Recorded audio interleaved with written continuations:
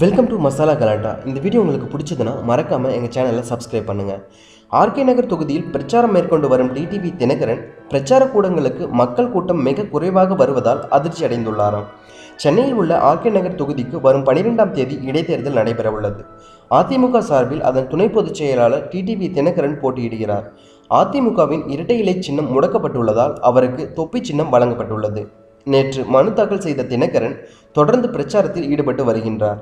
அவர் கலந்து கொள்ளும் பிரச்சாரங்களில் மக்கள் கூட்டம் மிகவும் குறைவாகவே வருகிறது. இதை கண்டு கோபமடைந்த தினகரன் கட்சி நிர்வாகிகளை அழைத்து திட்டியுள்ளார். மேலும் மக்கள் கூட்டம் வர ஏற்பாடு செய்யுங்கள் என உத்தரவும் போட்டுள்ளார். ஆனால் ஆர்கே நகர் கட்சி பொறுப்பாளர்களோ மக்கள் கூட்டத்தை எப்படியாவது கூட்டலாம், ஆனால் ஓட்டுகளை எப்படி பெறுவது என புலம்பி வருகின்றனர்.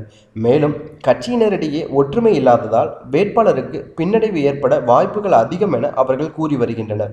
மேலும் இது குறித்த கருத்துக்களை கமெண்ட் பாக்ஸில் பதிவு பண்ணுங்கள். அதுக்கு முன்னாடி எங்கள் சேனலை சப்ஸ்கிரைப் பண்ணாதவங்களா இருந்தால் சப்ஸ்கிரைப் பண்ணிடுங்க. Thank you so much.